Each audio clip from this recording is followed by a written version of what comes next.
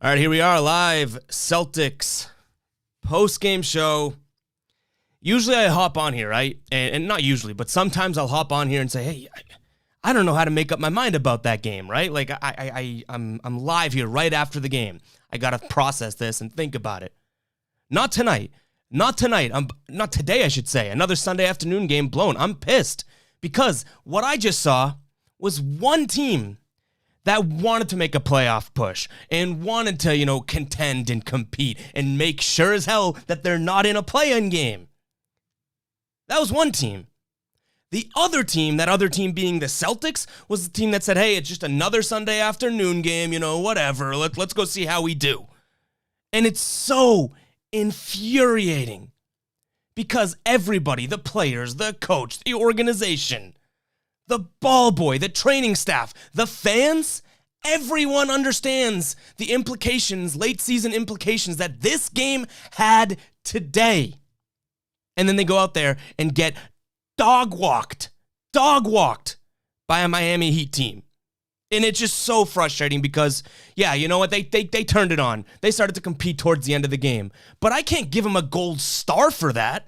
I can't be excited that, they made it close and they made Miami sweat a little bit. But did they? Did you ever think, oh my God, here we go, this Celtics team is winning this game? And it's frustrating because, how many times is frustrating, by the way? But it is. It's frustrating because you see them, they have guys going for 29 points, 30 points, 18. Some of the offense was there tonight, I'll give them that. But what was missing were the balls, the cojones. I legit don't know what, in fact, I don't know where they are. Where are the Celtics balls? Under my desk? No. Where?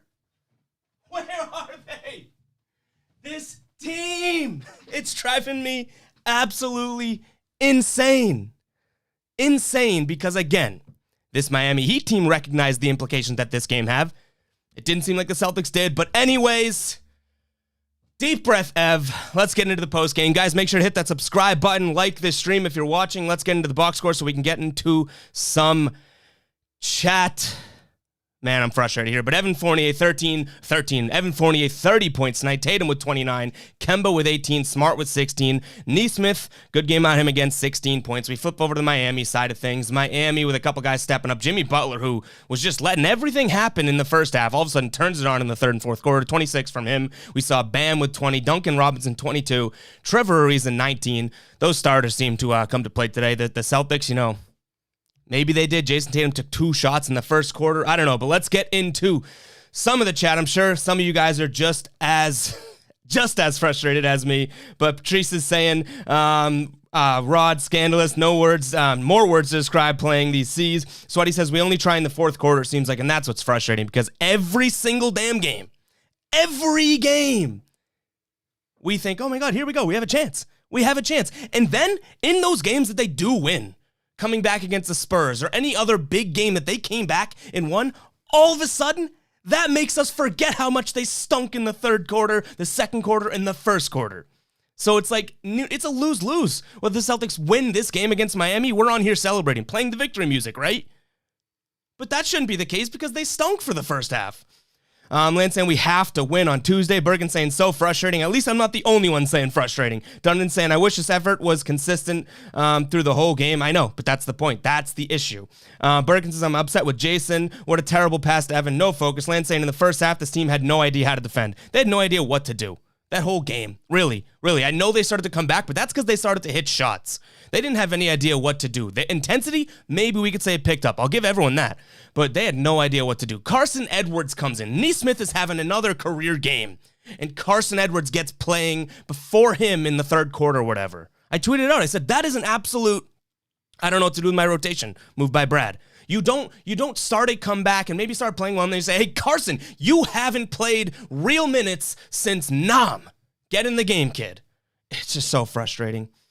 Donovan saying we dig ourselves a hole that's too big. Exactly. Max saying run out of time. Donovan saying on a positive. Nesmith had been playing great and Fournier was a great pickup. It was. Evan Fournier looks like he's good to go. He's making shots. It seems like he's playing really well. He's averaging I think 20 points in the last 4 games maybe. So good, but let's see some W's, you know what I mean? Lance saying Payne, Bergen saying Evan must start. Smart should come in as a 6th man. Greg says Marcus Smart blows. Jesus, she shoots and does nothing else. Got 6 turnovers, but oh wait, it's Smart, so he gets a pass. And this is something, I've always been talking about the Brad Stevens meter here, right? I have defended Smart. I've been at Smart's side, but it's similar to what I feel about Brad Stevens in that the way that I've sort of leaned towards now, I'm at 84% fire Brad Stevens, yes. Marcus Smart, to me, it's well, has he done those things this year that he used to do or that makes him valuable? That's sort of the argument against the Brad Stevens firing. Oh, but look at what he's done. He's really good, X's and O's, blah, blah, blah. But I can say here, honestly, I don't see that anymore, so that's why I'm leaning towards fire Brad. I can't use that. I can't be a hypocrite and say, oh, no, but keep Smart because based on everything that he's done. Marcus Smart is a different player this year. I get it. He's having career high in a lot of categories, but that's not what Marcus Smart is. Marcus Smart can't be, shooting 14 times a game. And if he made 50% of them, okay? 7 of 14, that looks pretty damn good. I get it. But he was 25% from 3 in the shot selection and the shot timing. You want to say Marcus Smart scores 16 points on 14 shots? Honestly, I'm not going to have that big of an issue with it. But some of those shots that he shoots, even when they go in, they're the ones that you go, fine, they went in. It's not smart basketball, no pun intended. And again, I love Marcus Smart. I'm not ready to trade him yet, but he's becoming less and less valuable when he makes these stupid decisions. At the beginning of the year, it was only in the 4th quarter. Now it's they're making a comeback in the 3rd quarter. He gets the ball on a pass, on a kick, with a guy in his face. He's 3 feet behind the line. He jacks it. Come on now. Max says, I think we need Fournier scoring off the bench. I do agree they need scoring off the bench, but they just, there's Jason Tatum forgets the game starts. He hates 4th quarters. Kemba Walker, you really never know what you're going to get from him. I think starting Fournier is the move. I've said it all along, just because, I get it, they need bench scoring, but they also, in a lot of games, need 1st quarter starting scoring, which is a tough position to be in here. Brennan saying, why do we only start to attack the paint when we go down by 20? I don't know. You'd think the coach or anybody would be like, hey, guys, when the jump ball starts at the beginning of the game, that's when we should start playing. So frustrating. Wong says, same shit, different game. Bergen saying, letting Ariza go off like this. Max is the problem coaching. I think it's a huge part of the problem. Huge part of the problem.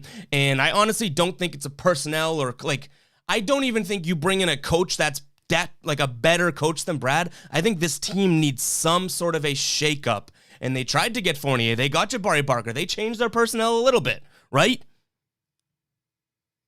How about you shake things up a little bit more? And I'm just saying, if there's one way to definitely shake up a basketball club, it's to get rid of the coach and bring in another one. They're not doing it this year. It's going to be an off-season thing, if anything, but it's a surefire way to shake things up. And whether or not that new coach is as good of a coach as Brad Stevens or whatnot, it's a players' league, and maybe if it just, inspires Tatum, lights a fire under his ass, Brown's ass, everything like that, maybe we're looking at some positive sort of coming out of that move.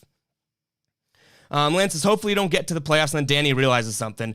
Game says, where was Evan in the 3rd quarter? Really questioning Brad now. Greg says, can we call Robert Williams injury prone at this point? Guy will never be healthy. IDK what it is, but he's always hurt.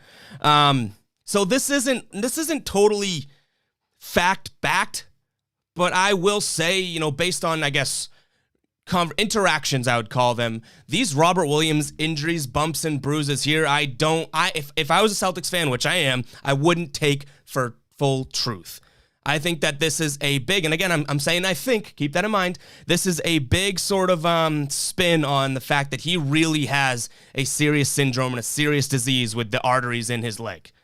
Now, again, I don't want you guys to take this as fact, but definitely start to watch this. It's a new injury every single day, every single week. I think he's got that serious, the thing that he's had forever that people forget to talk about and don't acknowledge, the artery issues. He's got artery, I think it's, let me look it up. It's like P something, Patil. Let me find it before I say what it is incorrectly here. I'm going to catch up on the chat, I promise. Popliteal artery entrapment syndrome. I honestly think that's what's keeping Robert Williams out. I think that they say it's turf toe, knee issues. I think that he has serious flares up with that syndrome, and that's what keeps him out. But again, just saying, based on interactions I've had, based on talks, these injuries, if I was a Celtics fan, which I am again, I wouldn't take as full 100%, oh, it's turf toe tonight, that kept him out. Ubi says, why can every team lock up Duncan Robinson and Tyler Hero, but the Celtics can't? Because the Celtics are going to Celtics. Merla says the defense is awful. The attack is looking like the defense. J-Max saying, I'm done with this team. I'm pretty damn close, but I can't. It is like, I mean, and I don't mean to be offensive to anyone that struggled or families that have struggled with this, but this season has legit been like, I'm a drug addict and the Celtics are the drug. Every single game, I say, why am I going to expect them to win? I don't want them to win, but I keep crawling back and saying, all right, let's win this game. Let's win this game, only to afterwards be let down that I even invested that much time and energy and thought and, hope into this team. Donovan saying something has to move if we're going to expect a championship, like immediate, whether it's a roster change, GM change, coaching change. I don't know if a roster change is going to do it, honestly. This team, I agree, this team needs a lot of work, personnel-wise. But I think that there's something, and I keep saying it, just in the wires are crossed. There's something wrong with this team, and I don't know if it's that. Dunham says, if something doesn't move, I honestly feel like one of the Jays will go. Be honest with yourself. After this year, if you're Jason Tatum and Jaylen Brown, are you like, yeah, we got a bright future with the Celtics? No, after this year, you're thinking, I have a bright future ahead of me. Do I want to spend it with the Celtics? Now, let's hope that they're like, oh, no. We see the vision. We see the path. Let's stay here. Let's keep going, right? That's what we hope. That's what we hope. But if I put myself in their shoes, I could totally see Jaylen Brown or Jason Tatum being like, look at the numbers I'm putting up. Look at the growth that I have contributed. Where is that growth with the team? I've become this much better. Jaylen Brown, I've become this much better. Tatum. But this team, maybe even back, like, that's an issue. I'm going to skip ahead in the chat because I am a little bit behind here. Birkin says we need KG on the bench. I mean, we do, but KG's like talking about buying teams and all this. KG's far past sitting on the bench trying to inspire these guys. Alberto saying, hey man, Miami just outplayed the Celtics. It's simple. I mean, they did, but as Celtics fans, we'd all be lying if we said the Celtics didn't do their damn fair part in making sure they lost that game. That Miami did, and I said, that's a team that wants to make a playoff push, wants to assure that they're not in a play-in situation. The Celtics didn't look like that, so Miami outplayed them. They outcoached them. I'm going to give that credit to Miami. But the Celtics did not make it too tough, did not make it as hard as it needed to be on Miami. Jan saying having Taco would help. I mean, yeah, the Miami's small, though. Miami's a tough team, so you can go back and forth with saying, would you have a 6'6" guy with that benefit? Ubi says we need good defenders so that we can hide Kemba on defense because he's getting bullied. And that was a weird Brad move. Brad does usually cover up for that. Brad was literally letting, like, Trevor or Ariza, sometimes Bam would get switched on to Kemba, and he was letting it just go one-on-one in the post. That's a head scratcher. Like, what are you talking about? Why would you even let that happen? And it happened multiple times. Not every time. They obviously sent two at him and tried to switch it out as much as they could. But there was times where it looked like they just said, hey, leave him. So is that Brad Stevens saying, hey, just take the 2 points. At least it's not a 3? Because that's frustrating. CS says, stop this help defense crap. Everyone say on there, man, especially if they can shoot the 3. I'm tired of 3 guys dropping to help on a small guard, driving only to kick to an open shooter. Yeah, the Celtics stink at, I mean, they stink at both of those things. Help defense, somehow, even the guy that's helping is never in the right spot. But then when they do try and do it, all of a sudden you're leaving a shooter open, and the Celtics have been so bad this year against defending the 3. Wong says, how can a coach that's all about the 3 not be able to get his team to defend it or really make it, to be honest? He's got Grant Williams out there shooting the 3 ball and missing. Oh my God, he hit the rim. Let's celebrate that because he finally got a little close. It's crazy. The Brad Stevens effect and allure the pizzazz has to be wearing off of people. I don't see how. I honestly, and again, I'm only like 84% in terms of firing him. Maybe I'll throw it to 88 now after that game. I don't see how anyone can 100% defend them and say, no, it's not him, it's the players. You have to, at this point in the year, this late in the year, you've seen too many crappy coach games, crappy losses, that you can say it's 0% his fault. If you want to tell me it's 25% his fault, 75% the players, fine. Okay, at least you're now, compromising. You're finding a middle zone of saying, okay, you know what? I agree there hasn't been the best coach, but there's still dummies out there. Huge Twitter account dummies that think Brad Stevens is 0% to blame for this. Dummies. Gear says the Grit, Neesmith, and PP have been, it's been nice to see. Yeah, I mean, yeah. 100%. Neesmith looking good. Pritchard, obviously it's weird. Pritchard will play, and then Brad Stevens brings in Carson Edwards after. Like, Carson Edwards played more minutes than Pritchard tonight. Why? Why is that? That is what the heck? Let me pull something out of my ass. Whatever the hell it looks like, whatever I ate last night, let's throw that into the game. It's a little annoying, a little weird, but I will say, overall this season, Pritchard's been looking pretty good. Neesmith's now finally starting to come on, which is another Brad Stevens gripe I have, because remember when Neesmith started to come on and Brad Stevens just sort of sat him for a month? Yeah, a little depressing to think that Neesmith, as good as he is now, if he'd been playing the whole time, maybe he's even better, but those two guys, the draft's looking a little bit better. A little bit better. I'm not going crazy and saying, oh my God, like that's a great draft, but it's looking a little bit better. Bergen saying worried about Time Lord. Yeah, I'm kind of, like I said, my take is what it is. I think that the Celtics might be beating around the bush with his health and his just like honestly life safety. Like I think that those artery issues could be pretty serious. They just don't want to alarm people, which I'd rather them just come out and say it if that's the case. Greg says, why is Grant Williams playing any minutes? Like no Jabari or even no Romeo at this point. Why does Grant have nude pictures of Brad or Danny that he's willing to show off if he doesn't see the floor?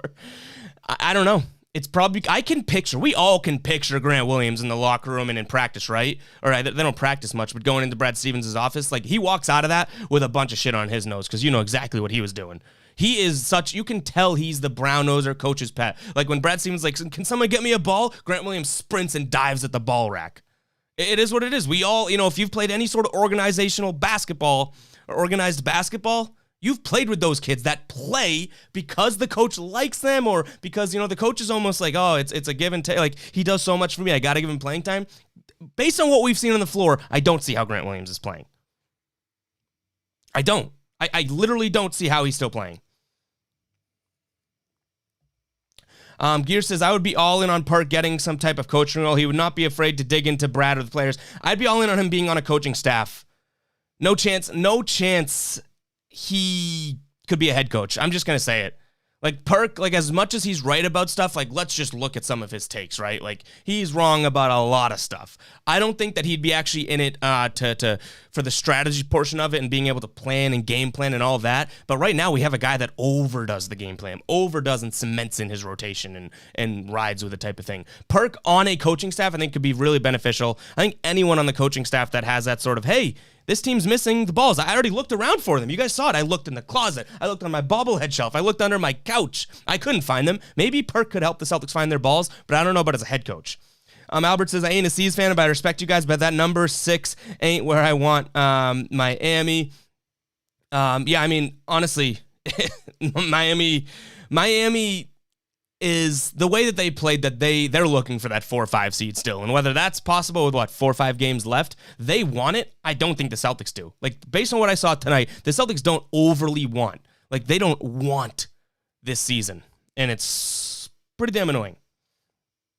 All right, where am I on the chat here? Bergen saying we should have one for Tommy. I know, that's what sucks. Mubi says even Dedmon was solid. This bench, look at this. Let's go back to this. Let's see. Let's hopefully this works out in my favor here. Let's sort it by, okay, we can't do that, but we got the starting 5 of the Celtics, right? You have the starting 5 of Miami, but then they go to Goran Dragic, Tyler Hero, Dwayne Dedmon, Andre Iguodala.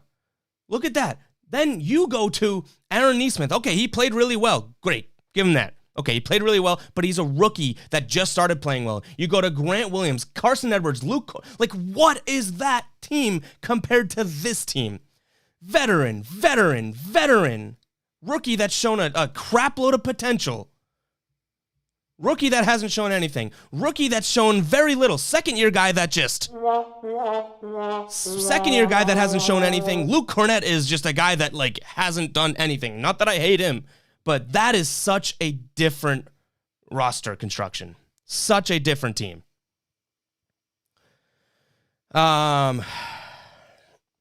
Brennan saying, ultimately, it's everyone's fault, but the easiest position is to replace the coach. We need a refresh. This is a good way to put it. Brad's a great voice, great coach, but his voice clearly isn't connecting with these guys. It could just be a way to hit the reset button without rebuilding. And it happens. I say it on the stream all the time. Time and time again in the history of sports.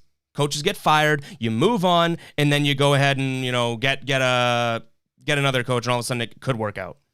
Guys, I'm going to ask you guys, if you are watching this, make sure to hit that subscribe button. Make sure to like it if you're watching on YouTube. If you're watching anywhere other than YouTube, get your butt over YouTube and subscribe over there. Max says, I don't even care about competing for championships as long as the Celtics are fun to watch and I don't have fun watching them. Yeah, forget competing for the championships. How about competing in the game that you're in? How about contending for that win? We know what this Celtics team is at this point, championship-wise. How about not ruining Mother's Day? Shout out to all the moms out there. But how about not ruining Mother's Day with a disastrous effort like that? Ugh. Moon says, trade JB for a high-skilled veteran leader worked in Phoenix. I'm still willing to ride JB. Like, I'm not ready to trade him yet. Ubi says, everyone in the stream better offensively than Taco. Fab saying, the fact that we are never 100% healthy causes awful rotation. Meanwhile, being outcoached again. Jan saying, Taco's the real savior to this season here. We can't keep talking Taco like every single loss like that, Jan. Come on. Tatum doesn't realize the double team fast enough. He messes that pass up to Evan. Yeah, he's getting better at it. I'll say that. I think that Tatum's getting better and better and better at that double team, but he's not where he needs to be. And I don't know. Maybe you could even say that that's something that, you know, the rest of the team holds should be a little bit of accountable for, or Brad Stevens too, because the one bit of defense I'll give Jason Tatum with a double team is some of the other guys, like, if your guy goes to double team him, you can take 2 steps closer to Tatum and make that pass easier. Your guy's already long gone. You can rotate to get to the open spot. That seems like a lot of standing around overall. Ubi says, we let a team that beat us in the playoffs go out and pick up the players we needed. I mean, yeah, how about all of these easy sort of signings? I know I was DMing with Greg, who's in the chat here earlier, about getting, you know, PJ Tucker, or that rumor about getting Trevor Ariza. Like, all these teams around us that are better teams, they have the obvious name of, oh, we should at least be in the running for that. The Celtics? No, they just stand pat and they don't want to go and get anyone. Like, I was shocked when they went and got Jabari Parker. But now you go and get Jabari Parker, you don't even play him. Like, what's the point of getting him then? What's the point of Danny Ainge saying, hopefully we can make a splash in the buyout market, making your, you know, pebble-sized splash in the buyout market, and then not playing him? What's that? What splash is that? It's just so annoying.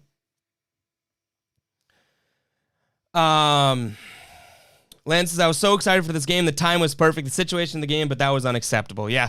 And I wouldn't be surprised if they go and get dog walked on Tuesday, too. Like, this Celtics team doesn't say, hey, we just got our doors kicked in. Let's repair the doors and close them up and seal up like Fort Knox. No, they say, hey, team, you just knocked our doors in? We got another door inside. Come and blow that one out, too. Wangi says, yes, our bench is not great by any means, but Brad rotations don't help. It's been a problem for years. Yeah, I mean, they need to, and I made a separate YouTube video about this, so go check that out if you want to check that out. Like, the Celtics don't help them in terms of what players Brad has to play. I get that. But what would help is if Aaron Nesmith knew he was going to play 20 minutes tonight. If Peyton Pritchard knew he was going to play early and then not play. Carson Edwards, I guarantee you, Carson Edwards didn't think that he was playing near 10 minutes tonight. Guys don't know when they're playing, don't know what's expected of them, and that can have its, you know, it's cons to it. There's not a lot of pros to saying, hey, everyone stay ready, and then bringing a guy in. You think Carson Edwards is going to be feeling it off the bench when he hasn't played God knows since when, some real minutes that matter? And then he goes and plays 10 minutes tonight? Like, Brad Stevens has no rotation. Him playing Carson Edwards over Peyton Pritchard, over Aaron Nesmith tonight in a crucial time in the game shows that he really doesn't have a grasp on when to and when not to. He doesn't have a feel of the game, and that's tough. Ubi says, IDK, if I'm tripping, or does Fournier fumble a lot of passes? What Fournier does, and you'll notice this now they say that he tries to one-hand catch a lot of passes. You know, when it comes to the left, he tries to go, like not one-hand catch, but he tries to kind of reel him in with one hand, and it doesn't always work out. Wangi says it's going to come to a point where it's Brad or it is nearing this point of whether it's Brad or the Jays, and I hope that the organization doesn't say, puff their chest outs and say, oh, we're going to ride with the coach because we're the Celtics. No player's greater than the history of the Celtics. Because guess what? Jason Tatum, Jaylen Brown, way greater than Brad Stevens.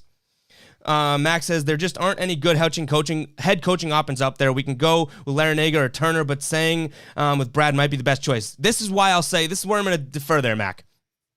And we've said this over and over again.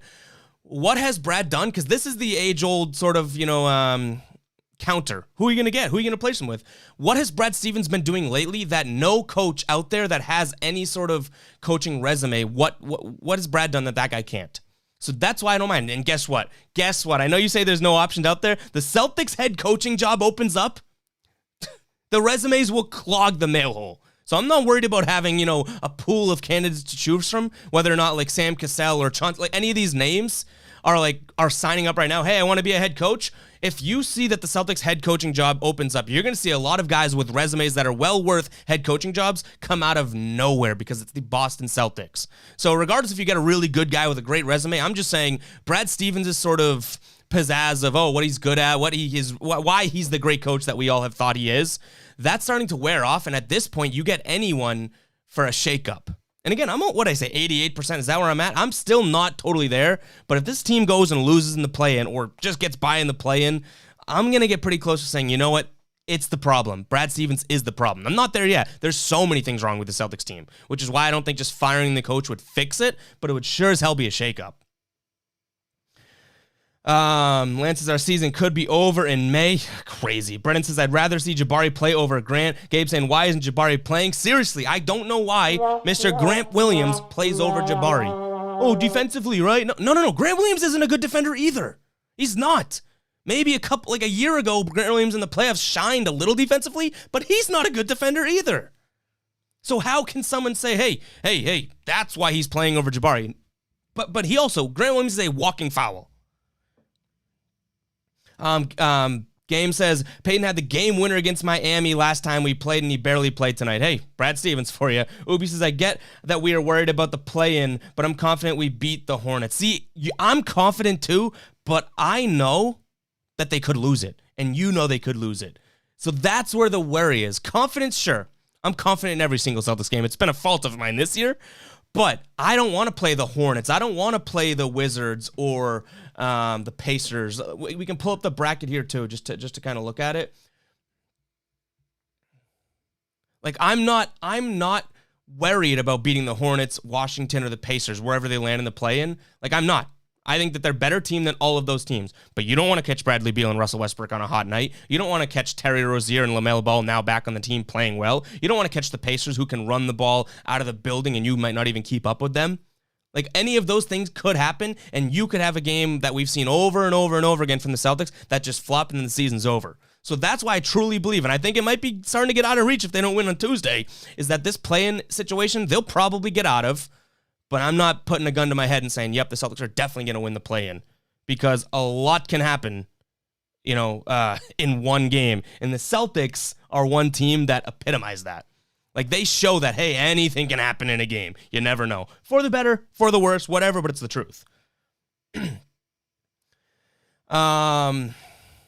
Greg says the worst thing about those are that there's literally 2 second-round picks for those veterans about the P.J. Tucker and Trevor Ariza. Yeah, like there's no cost here. The Celtics getting their foot in the water, dipping their toe in, wouldn't be the biggest issue in the world. No one's afraid of the potential sort of loss there. Same with Jabari Bird. You got rid of Mo Wagner. Or Jabari Parker. Like, big deal. I don't even know what Jabari Bird's up to, and I know what he did, and it wasn't too good, and I don't know if what he's up to now, though. Jabari Bird, what a name. Ubi says any player coach would be good for the team. I do think, and I've always been against sort of like player coaches, like, oh, that's the easy way to getting the job, right? But this type of team, the team and the players that they have would benefit greatly from a guy that says, hey, I've been there before. Even if he's not like a championship winning player, a guy that's played, seen the bad, seen the good, like that would be huge for this team. Lance says the coach has to change something if the team don't play good. Brad just did this in the second half. I don't know if Brad really changed. I think the players just started playing better. Greg says Parker hasn't even been bad at defense either, so it's bullshit if that's the take there. Yeah, I mean, yeah, like I don't see and even if, like, I'm not going to say Jabari's been good at defense. I'm not saying you're saying that either, but Grant Williams hasn't been good on defense. So the margin of, that's why we're playing him over him, like it doesn't even make sense. Raisin saying, I honestly want Brad Stevens gone, man. Lance saying, I swear I'm going to watch the last games. At this point, the Celtics are way more important than enough sleep and school. Yeah, you're doing it across the pond too, which is wild. Wongy too, right? We got a lot of that in here. Gabe says, I almost want to lose and go ahead and put myself out of my misery and go into the offseason optimistic. I mean, if they lose the playing game, Brad. Like, how could you keep Brad if they lose the playing game? You're not going to trade Tatum because they lost the play-in game. You're not going to trade Brown because they lost the play-in game. What are you going to do? You're going to fire the coach. Like, that's the thing. We hold Brad Stevens on this pedestal, right? But the easiest change that other teams have done across the league is when their team underwhelms and underperforms, they fire the coach. That's easier, way easier than getting a new JM. Way easier than trading your best player. The Celtics need to have to walk before they can run in terms of getting better. And if it's about shaking things up and changing, the walking portion is getting a new coach. Whether you're a Brad Stevens hater or lover, you should understand that point. That realistically, the easiest way to shake up the team, it might seem like a big deal because Brad Stevens, oh, what a name. Brad Stevens, that's the easiest way. Get a new coach. That shakes the hell out of things. And again, I'm not saying you go get Joe homeless off the street and have him coach, and all of a sudden it's a disaster. You can get anyone, in my opinion, that has any sort of coaching resume, and it would cause that shakeup. It might make Jason Tatum feel young again. Might make Marcus Smart say, let's get back to basics. Jaylen Brown play with a little bit more fire. Things are stagnant right now. They're in their ways. They've developed old, bad habits, and they're not changing. Wong says, I'm all for optimism, but honestly, don't know how people are still talking about the playoffs at this point. Yeah, I mean, that's the bad thing. It's like, oh, I don't want to see the Nets round one. Like, no kidding, right? Like I don't want to see any of the teams that they're going to have to play round one. And if they beat whoever they have to play in round one, guess what? Round two, there it is. It's like your fate's already determined, which stinks. Dunderson, with the best young duo in the league and a lot of growing young talent, they will definitely be flooded with applications. Yeah, seriously. Lance says, imagine if Paul Pierce is our new coach. Ubi says, another thing, we are on a 10-2 run and Brad calls timeouts. Yeah, I mean, the timeouts thing, like I am so in on that hate of Brad Stevens about the timeouts, but I'm just so, expecting at this point, which is so sad. Timeouts in the wrong time is just ridiculous. Ridiculous. Raisin says, has Tatum run out of good games this year? Maybe. Ubi says, I'm going to be overseas next year too. So this just turned into the Overseas Celtics podcast, huh? Donovan saying, my commencement ceremony for my undergrad, commencement cement. What am I even trying to read here? My commencement ceremony for my undergrad is at the Garden, and it would sting if they don't make the playoffs. Brennan says, players outweigh the coach. It's harder to replace stars like Brown and Tatum, 100%. Lance says, we have to do it like the 76. Greg says, too many strippers and brass narcotics. That might help this team loosen up and get better if Paul were to be the coach here. Raisin says, if we only fire Brad a year earlier, we could have brought back Doc. Yeah, and honestly, I'm going to take this in a different direction. That's the type of thing. Doc is this great coach, beloved coach in Celtics history, right?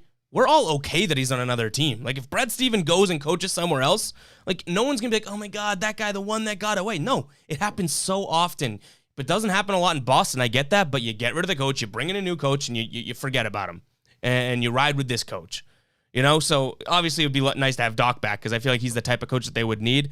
But using him as an example, we don't look at Doc, we probably do at this point, but we don't look at Doc Rivers and be like, oh my God, I wish we still had him. No, when it was his time, traded, and then we got a new coach.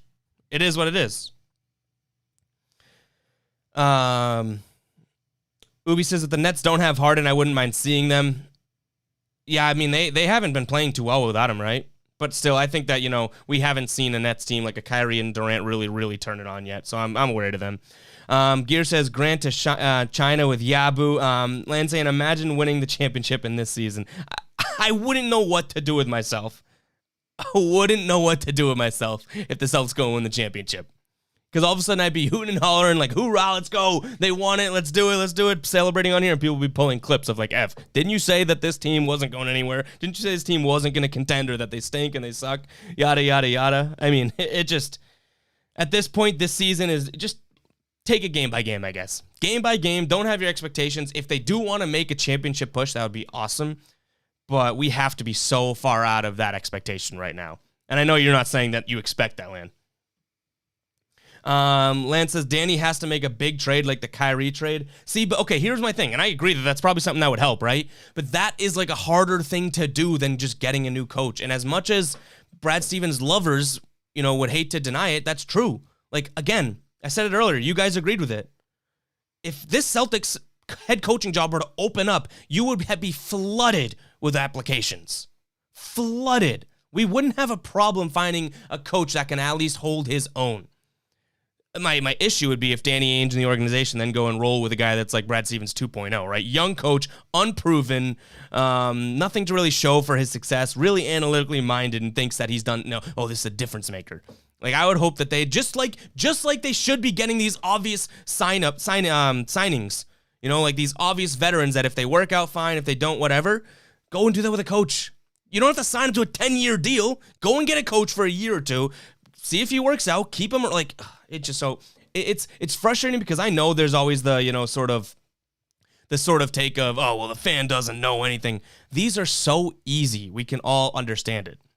If this team loses and gets bounced, doesn't even make the playoffs, that's a firing your coachable offense. It is cut and dry. So many. If it wasn't Boston, if it was teams like that had the expectation the Celtics had, any team really, any team. If they had these expectations and their coach had been there for a long time, they hadn't gone over the hump yet, and then they don't even make the playoffs when in a year where your two best players got even better, it's a fireable offense.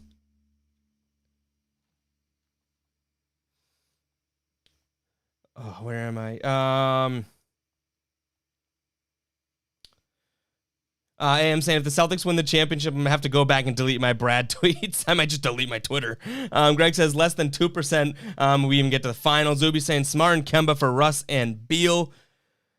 I mean, I would do that. That the Wizards would be crazy to do that. Raisin says some of the names to consider: Chauncey Billups, Mark Jackson, Jeff Van Gundy, or even KG. Like those names, I would just take a chance on any of those guys. One that Kev, who was on the show with me last time, brings up is Sam Cassell. He's been an assistant coach for a while. He's learned under Doc Rivers too. Like I would take Sam Cassell. Lan says, how the Nets get their big trades if they don't really have some good players? If the Nets can do it, we can do it. Yeah, that's true. Like the Nets didn't have like the most juicy team to try and trade with, but they went and did it. And we talked about it last show too. How much of like a spit in the face would that be if for years, for a decade, we've been saying Danny Ainge fleeced the Nets, the biggest trade in NBA history, fleeced the Nets. It turned into Tatum, it turned into Brown, and then the Nets go and win a championship before the Celtics. Yikes. Movie says, for the money to work, Kemba and Smart and TT for Russ and Beal, let's get it done. I mean, the only way that would ever happen would be if they just knew that neither one of those guys wanted to be long-term in Washington and they'd want to get something for them. Jan says, if Tristan and Williams are playing over Taco, it's a joke. They're too small. I mean, we just can't keep... Taco Fall is great if he works out, Jan. He's not the savior to the Celtics season. Every comment can't be about Taco. Lance says, in the 22-23, we'll win the championship with Beal. I mean, I would take Beal. I'd take him in a heartbeat. Wangi says, if Danny does manage to bring in more big trades, if that doesn't work out, then Brad or one of the Jays is gone 100%. Yeah, like, there's only so much you can try, and then all of a sudden, if it doesn't work out, you're like, okay, well, if I'm Jason Tatum, dude, I wanted to. Every time I said I wanted to play the Celtics for my whole career, I meant it. But look at what we're doing here, guys. Like, what am I supposed to do? Drop 30 points a night, go for 60, tie franchise record, beat franchise record after franchise record, and still not get any better as a team? Like, if Jason Tatum leaves, we are screwed. We've invested so much into him and Brown, not just monetarily, but how we've built the team, how we've thought about the team. Our future, it's all about Jason Tatum and Jaylen Brown. And if he just walks, it's like, yikes. And not walks, but like, I'm not saying either of these are guys like that, but everyone could be like, oh, well, look at their deals. A couple more years, like, Tatum's going to try and hit this. Like, we've seen the NBA. If a guy wants out of a team, a guy gets out of a team. Jason Tatum could theoretically want out this offseason. Somehow it would work because it's a players-driven league. Not saying that's even remotely close to happening, but, when I said that last show, everyone was like, oh, well, no, look at the contract. It's like, yeah, if the Celtics wanted to be dicks and make Jason Tatum sit out and not even play, then, yeah, they'll have him for, 4 years. But in the NBA, we've seen it time and time again. If guys want out of teams, they're gone. So let's hope it doesn't get to that. Gear says, changes need to be made, but we have to think about the ages of our guys compared to the rest of these teams. It's true, but like the thing is, the window isn't... I've said it, oh my God, Jason Tatum's 4 years away from his prime. Jaylen Brown's, 3-4 years away from his prime. But the Celtics have to capitalize on those guys being Celtics. So I don't think Jason Tatum and Jaylen Brown, Danny Ainge probably comfortable going, let's wait those 4 years. Jaylen Brown, Jason Tatum, they're not going to waste 4 years of their healthiest basketball. Raisin says, yeah, but the Nets team is all vets. Our team is filled with soft young guys. Who? Lan says we can trade our picks. Lan also says we have a lot of young guys. Game saying Spurs are trying to move DeMar DeRozan this offseason and go young. Marcus Smart and Nesmith for DeMar DeRozan. I'd do it. Let's see. Jan saying yes. Every taco's about comment. Jan, I mean, we gotta like. I don't know what you want me to do here. You know, it's trying to run a show here, have legitimate conversations. Enough of the taco talker. It's gonna be too late for you. Loyal viewer, always in every single night, and I appreciate that. But the taco can only do too much for the Celtics. And your points, you defended well, but that's not the point of tonight. The point of the Celtics losing to the Heat tonight was not Taco Fall not playing. So enough of that. Seriously. Ubi says, I think it's about finding the right fit for the Jays. They need a pass-first point guard. We have Kemba, okay, then surround them with defensive players and then good role players. And those good and defensive players, good role players, defensive role players, those can't be young guys that don't know what they're to expect in the NBA. Those need to be what these good teams around the league have. The Miami Heat have. They have these veterans. Ubi says, I don't like the DeMar fit. Take shots away from JB and JT. Yeah, but like I see that, but it's also like you can't not want DeMar and then want Bradley Beal. I'm not saying you in particular, but like you can't not want, more star power and then say, oh, if you get Bradley Beal, like that's good. So I just think the more better players on this team, the better. DeMar DeRozan is a different type of scorer than either of those guys. I would take him, but I'm not going to say he's the best fit. Outside of scoring, I think he is a really good fit here, though. Lynn says, what do you say if we got CP3? I know. I just know that CP3 would all of a sudden come here and, like, have a regression here. For some reason, I just get that vibe. Like, he wouldn't. I don't know. I'd take him. I don't even like Chris Paul. But that's the type of guard we'd need. A guy that can go off and score. But what is he always looking to do? He's always trying to make the guys around him better.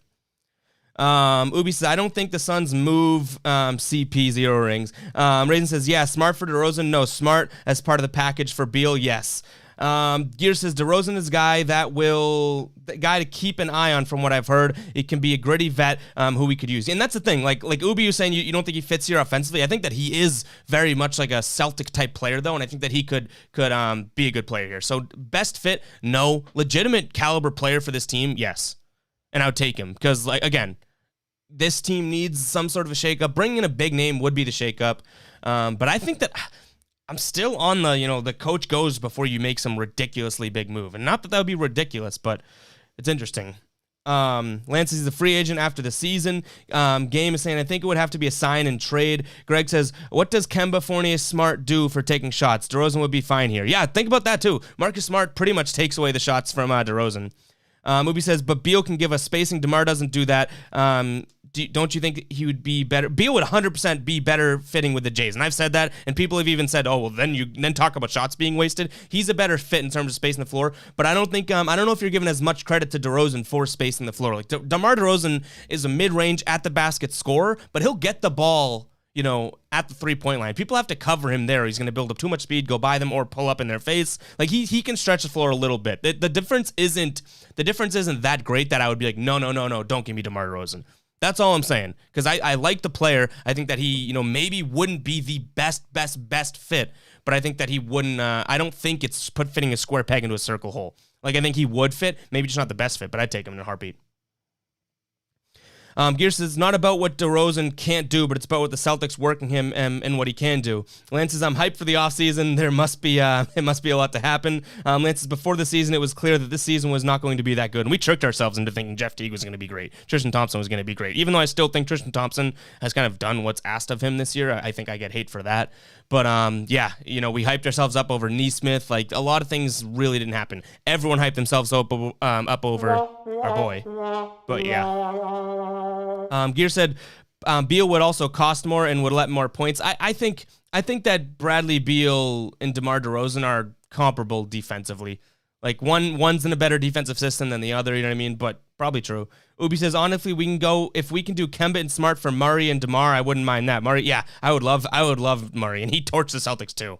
Raisin says they really need to dump Thompson, Carson, Ojeley, Grant, etc., and get some real guys who can contribute. None of this Jabari Parker crap. But Jabari could be contributing. This is not even giving him a chance. I get it. Jabari, like, maybe if Jabari had... But Jabari, that's the thing.